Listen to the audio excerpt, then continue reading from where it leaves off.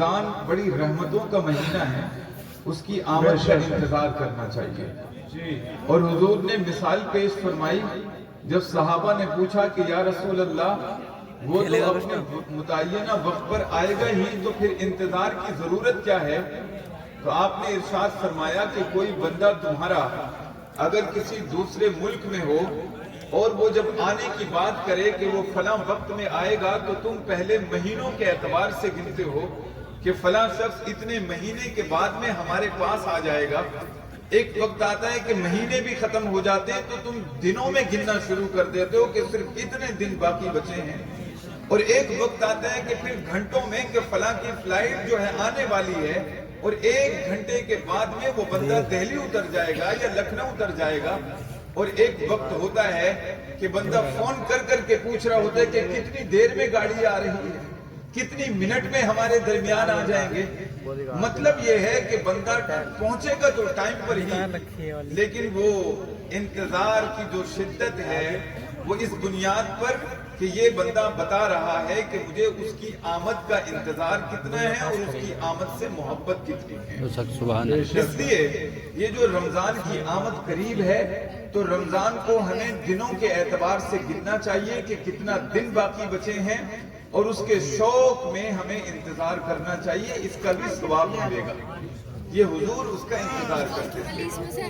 یہ شعبان کا مہینہ ہے، اس شعبان کے مہینے میں حضور نے ارشاد فرمایا کہ شعبان شہر شعبان شہری، آپ نے ارشاد فرمایا کہ شعبان کا مہینہ میرا مہینہ ہے۔ اس مہینے کو آپ نے اپنا مہینہ بیان فرمایا، اور رمضان کے مہینے کو جو آنے والا مہینہ ہے اس مہینے کو کہا کہ شہر رمضان شہر اللہ، کہ یہ رمضان کا مہینہ یہ اللہ کا مہینہ ہے۔ لیکن آپ نے یہ تو سنا کہ حضور نے بیان فرمایا کہ یہ مہینہ میرا مہینہ ہے، لیکن یہ مہینہ اپنی طرف آپ نے منسوخ کیوں کیا؟ اس کی وجہ کیا تھی؟ کس بنیاد پر آپ نے کہا کہ یہ میرا مہینہ ہے؟ اس کی وجہ کیا رہی ہے؟ اس کی وجہ دو ذکر کی ہیں علماء اکرام نے، کہ دو وجہوں سے حضور نے ارشاد فرمایا کہ یہ مہینہ میرا مہینہ ہے۔ ایک اس بنیاد پر کہ آپ نے بارہا ایک آیت سنی ہوگی کلام پاک میں، جو کہ ہر جلسے میں اور ہر میلاد میں آپ اسے سن لیتے ہیں، وہ ان اللہ و ملائکتہ یصلون علی النبی، یہ والی جو آیت ہے یہ ایک اس کا پس منظر ہے کہ یہ کب نازل ہوئی تھی اور کیوں نازل ہوئی تھی۔ یہ اس وقت نازل ہوئی کہ حضور کو لوگ بڑی تکلیفیں دیا کرتے تھے، طرح طرح کے جملے کسا کرتے تھے، اور آپ کو بڑی اذیت اور تکلیف ہوتی تھی کہ لوگ اس طرح کی باتیں میرے بارے میں کہتے ہیں۔ جب یہ باتیں آپ لوگوں سے سنتے تھے تو تکلیف میں بنا ہوتی تھی، اور ایک مرتبہ اتنا لوگوں نے جملے کسے کہ آپ آ کر کے افسوس میں بیٹھ گئے۔ جب آپ آ کر کے بیٹھے تو اللہ رب العزت نے جبریل امی کو بھیج دیا، اور جبریل امی کو بھیج کر کے ارشاد فرمایا گیا کہ اے جبریل جاؤ میرے محبوب کے پاس، کہ ان کا دل دکھا ہوا ہے لوگوں کے جملوں سے کہ لوگ طرح طرح کے جملے بولتے ہیں۔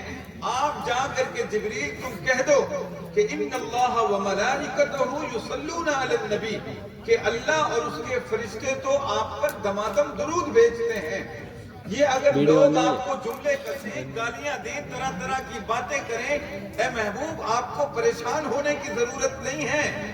آپ لوگوں کی طرف توجہ نہ دیں کہ لوگ کیا کہتے ہیں، بلکہ آپ یہ دیکھیں کہ تمہارا رب کیا کہتا ہے، فرشتے کیا کہتے ہیں۔ کہاں رب اور فرشتے تو تم پر دمادم درود بھیج رہے ہیں، اور ہم قیامت تک کے مومنین کو یہ کہہ دیتے ہیں کہ اے ایمان والو صلو علیہ وسلموا تسلیما، جب کبھی میرے محبوب کا نام سنا کرو تو ان پر درود و سلام بھیجا کرو۔ تو حضور کے قلب اطہر پر جب یہ آیت نازل ہوئی تو یہ شعبان کا مہینہ تھا، آپ کو بڑی خوشی ہوئی کہ یہ شعبان کے مہینے میں یہ آیت آیت نازل ہوئی جبکہ لوگ مجھے تکلیفیں دیا کرتے تھے، لیکن اسی مہینے میں یہ آیت نازل ہوئی جو میرے دل کو تسلی بن گئی۔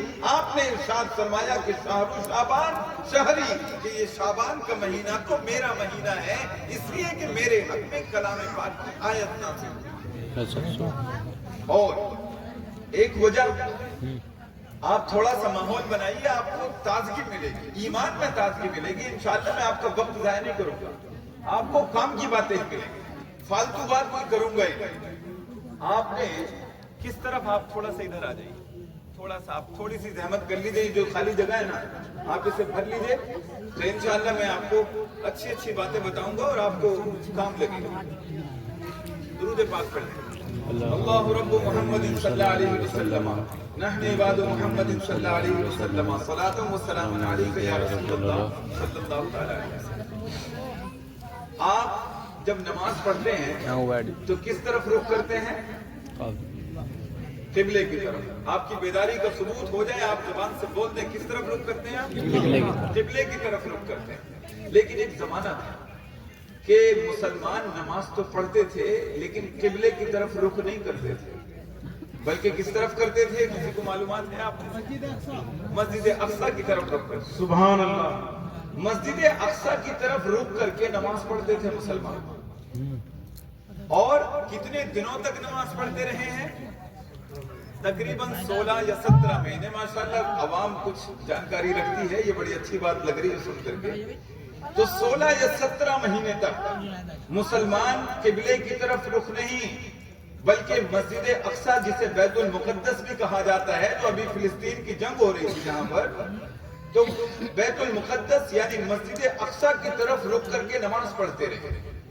لیکن جب نماز پڑھتے تھے تو یہودی آپ کو طعنہ دیا کرتے تھے، حضور کو یہودی کہا کرتے تھے کہ ویسے تو تم کہتے ہو کہ یہودی ٹھیک نہیں ہے، یہودیوں کو چاہیے کہ وہ میرا کلمہ پڑھیں اور اسلام کے دامن میں داخل ہو جائیں، لیکن آپ کہاں ہمیں غلط بھی کہتے ہو، اور جب نماز پڑھتے ہو تو ہمارے مسجد اقصی کی طرف رک کر کے نماز پڑھتے ہو جو کہ ہمارا کعبہ ہے۔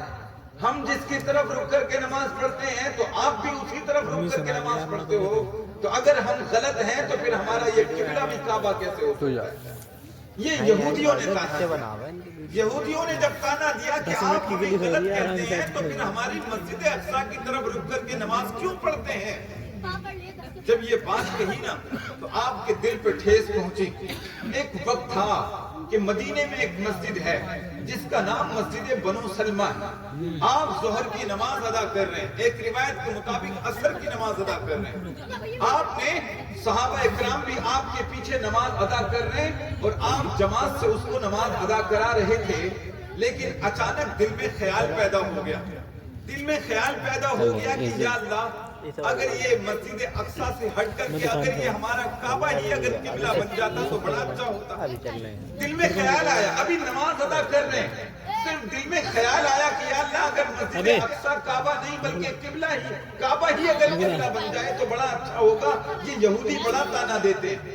ابھی 2 رکعت نماز ادا ہوئی تھی اور اچانک ذہن میں خیال آیا ہے، اللہ رب العزت نے ابھی خیال آیا ہے خالی، لیکن اللہ رب العزت نے جبریل امین کو بھیجا، جبریل امین کو بھیج کر کے کہا کہ جبریل جاؤ میرے محبوب کے پاس میں، ان کے دل میں یہ خیال آیا ہے کہ مسجد اقصی قبلہ نہیں بلکہ کعبہ قبلہ ہو جائے، تو جا کر کے محبوب سے کہہ دو اگر تمہارے ذہن میں اگر پلاننگ ہو ہی گئی ہے تو پھر کعبے کی ہی طرف ابھی پھر جاؤ، ابھی قبلہ بنا دو۔ آیت نازل ہو گئی، قد نرا تقلب وجهك في السماء فلنولينك قبلة ترضاها فول وجهك شطر المسجد الحرام۔ ہم آپ کے چہرے کو دیکھ رہے ہیں، ہم آپ کے چہرے کو بار بار دیکھ رہے ہیں، آپ اس شوق میں کہ کعبہ قبلہ ہو جائے آپ آسمان کی طرف چہرہ اٹھا رہے ہیں تو آپ دیر نہ کریں بلکہ فوراً آپ اس طرف رک کر لیں. یہاں آپ دیکھو تو صحیح, اگر بندے کو اگر ایک نماز کا وقت بھی بدلنا ہوتا ہے نا, امام صاحب کو آپ مسجد میں دیکھیں, نماز کا وقت بدلنا ہوتا ہے نا کہ عصر کی نماز کل کو 5 بجے نہیں بلکہ 5:15 بجے ہوگی, تو پہلے اعلان کرنا پڑتا ہے, ایک دن پہلے لوگوں کو بتانا پڑتا ہے کہ بھائی لوگوں کل کو نماز 5 بجے نہیں 5:15 بجے ہوگی. کیوں؟ اگر بغیر بتائیں اگر نماز کا وقت چینج کر دیں تو لوگ غصہ ہو جاتے ہیں کہ ہم تو 5 بجے کے حساب سے آ گئے تھے اور آپ نے 5:15 بجے کر دی, ہم اتنا دن انتظار کریں اتنے دیر تک. لیکن یہاں اگر نماز کا وقت بدلنا ہو تو ایک دن پہلے بدلنا پڑتا ہے, ایک دن پہلے بتانا پڑتا ہے. لیکن یہاں تو قبلہ بدلنے کی بات تھی, یہاں تو کعبہ بدلنے کی بات چل رہی تھی, لیکن اس کے باوجود اللہ رب العزت نے ارشاد فرمایا کہ نہیں محبوب, اگر تمہارے دل میں اگر یہ بات آ ہی گئی ہے کہ کعبے کو قبلہ بنا دیا جائے تو دیر کرنے کی ضرورت نہیں. 4 رکعت کی نیت باندھی ہے اور ابھی حکم ہو گیا ہے کہ 2 رکعت ہی پر حکم ہو گیا کہ آپ مسجد اقصی سے رخ کو ہٹائیے, کعبے کی طرف کر دیجئے. حکم ہو گیا. وہ مسجد آج بھی مدینے میں موجود ہے, آج وہ مسجد قبلتین سے مشہور ہے, 2 قبلوں والی مسجد کہ جس میں 2 رکعت نماز ادا کی گئی مسجد اقصی کی طرف رخ کر کے اور 2 رکعت نماز ادا کی گئی کعبے کی طرف رخ کر کے. یہ جو آیت نازل ہوئی ہے یہ وہی 15 تاریخ تھی, شعبان کی 15 تاریخ ہے. حضور نے ارشاد فرمایا کہ شہر شعبان شہری, کہ یہ شعبان کا مہینہ تو میرا مہینہ ہے. سبحان اللہ. کہ جب یہودیوں نے یہ بات کہی کہ تم ہماری مسجد اقصی کی طرف رک کر کے نماز پڑھتے ہو, تو میرے رب نے میرے قلب اطہر پر یہ فوراً آیت نازل کر دی اور مسجد اقصی سے ہٹا کر کے کعبے کو قبلہ بنا دیا. یہ شعبان کی 15 تاریخ تھی. نعرہ تکبیر, نعرہ رسالت.